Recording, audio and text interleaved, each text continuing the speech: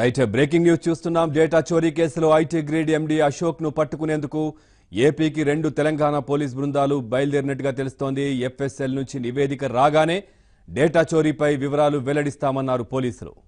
ఇందుకు 2-3 రోజుల సమయం పడుతుందంటున్నారు.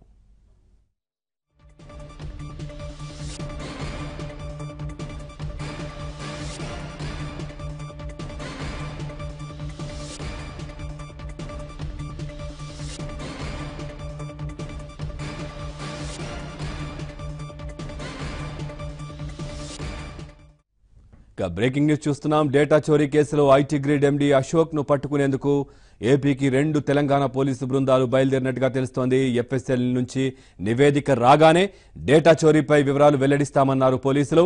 ఇందుకు 2-3 రోజుల సమయం పడుతుందంటున్నారు. అవసరమైతే ఉద్యోగులను మరోసారి విచారిస్తామన్నారు తెలంగాణ పోలీసులు. ఇదే విషయానికి సంబంధించి మరింత సమాచారాన్ని మా కరెస్పాండెంట్ వెంకట్ అడిగి తెలుసుకుందాం.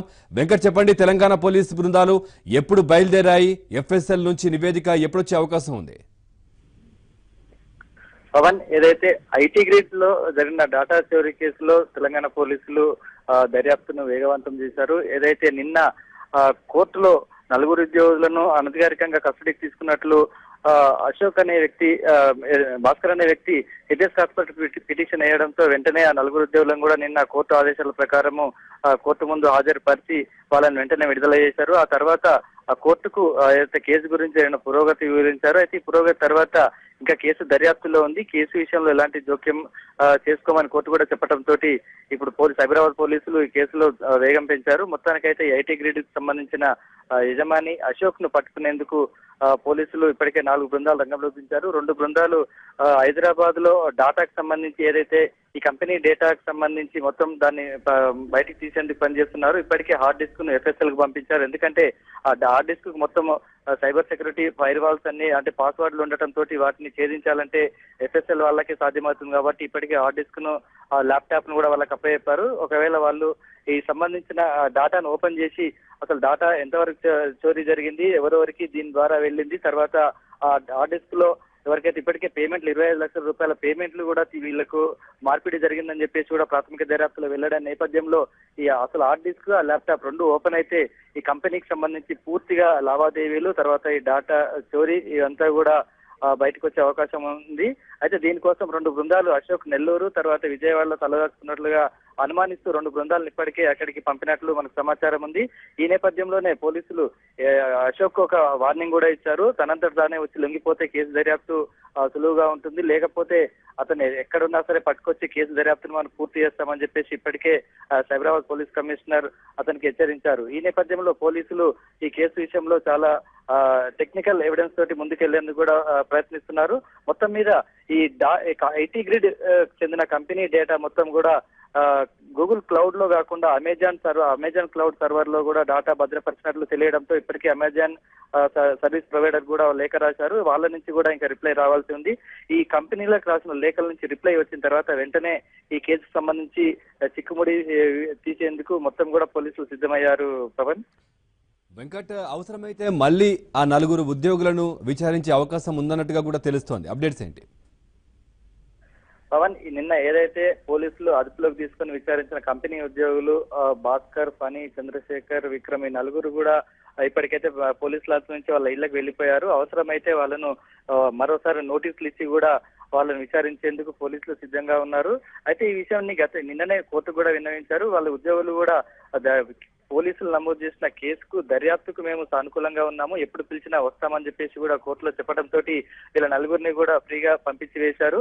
ఇప్పటికైతే కేసు దర్యాప్తు టెక్నికల్ ఎవిడెన్స్ కోసం పోలీసులు అనేక రకాలుగా అయితే పోలీసులు దర్యాప్తు చేస్తున్నారు. ఏదైతే సైబర్ క్రైమ్ పోలీసులు, లా అండ్ ఆర్డర్ పోలీసులు ఈ కేసులో పోలీసులకు ఇప్పటికే దొరికిన ల్యాప్టాప్, టెలిఫోన్, తర్వాత ఆఫీస్ లో కొంత సమాచారం కూడా, కీలక సమాచారం కూడా పోలీసులు సేకరించారు. ఈ సమాచారం ఆధారంగా అసలు ఆంధ్రప్రదేశ్ లోని వ్యక్తిగత డాటా అయిన ఆధార్ కార్డు, ఓటర్ ఐడి సంబంధించి ఇతర ఏమైనా కీలక డాటా ఎవరికైనా బయట వ్యక్తులకు వెళ్ళిందా, లేకపోతే కంపెనీ అసలు ఏం చేసింది అన్న కోణంలో మొత్తం ఈ కంపెనీ డీటెయిల్స్ కూడా బయట పెట్టేందుకు పోలీసులు సిద్ధమయ్యారు. అయితే పూర్తి వివరాలు వచ్చేందుకు మరొక 2-3 రోజులు పడుతుందని చెప్పేసి పోలీసు వర్గాలు చెప్తున్నాయి. పవన్, వెంకట్, తెలంగాణకు సంబంధించినటువంటి 2 పోలీస్ బృందాలు ఏపీకి బయలుదేరాయి కదా, మరి అక్కడ ఉన్నటువంటి అధికారులకు ఏదైతే పోలీస్ సిబ్బందికి ఏమైనా ఇన్ఫార్మ్ చేసే అవకాశం ఉందా? వాళ్ళ హెల్ప్ తీసుకునే అవకాశం ఉందంటారా? లేదంటే తెలంగాణ పోలీసులు ఏదైతే ఏపీ పోలీసుల మీద కూడా మేము కేసు పెడతాం కావాలంటే మా విధులకు అడ్డం వస్తున్నారు అని చెప్పి మాట్లాడుతున్నారు కాబట్టి అలా లేకుండానే సొంతంగా దర్యాప్తు చేసే అవకాశం ఉందంటారా ఏపీలో? పవన్, ఖచ్చితంగా ఈ కేసులో కేవలం ఇక్కడ ఇప్పుడు సైబరాబాద్ కమిషనరేట్ లో కేసు నమోదైంది. కేసు నమోదైన తర్వాత పోలీసుల దర్యాప్తుకు అక్కడి పోలీసులు కౌంటర్ గా కావాలని కేసులు పెట్టి ఇక్కడికి వచ్చి వీళ్ళని ఇబ్బంది పెడుతున్నారని చెప్పేసి నిన్న ఇక్కడ కూకట్పల్లిలో జరిగిన సంఘటన బట్టి చూస్తే మనకు అర్థమవుతుంది. కానీ ఇప్పుడు తెలంగాణ పోలీసులు కేసు నమోదు చేశారు. అధికారికంగా కేసు నమోదు చేసిన తర్వాత దర్యాప్తును చాలా క్లారిటీగా ముందుకు తీసుకెళ్లేందుకు కూడా అనేక ప్రయత్నాలు చేస్తున్నారు. ఇప్పటికే కోర్టుకు కూడా కేసు ఏ దశలో ఉందన్న పురోగతి కూడా ఇప్పటికే నివేదిక ఇచ్చిన నేపథ్యంలో పోలీసులు అధికారికంగానే అక్కడికి వెళ్ళినట్లు తెలుస్తుంది. ఎందుకంటే ఒకవేళ అశోక్ కదలికలపై ఇప్పటికే చాలా చోట్ల నిఘా పెట్టారు. అశోక్ కేవలం ఒకవేళ దేశం దాటి వెళ్లకుండా లేదంటే అతను ఎక్కడెక్కడ తిరుగుతున్నాడన్న అతని పోలీసులకున్న సమాచారం ఆధారంగానే ఆయా ప్రాంతాల్లో పోలీసులు పర్యటిస్తున్నారు.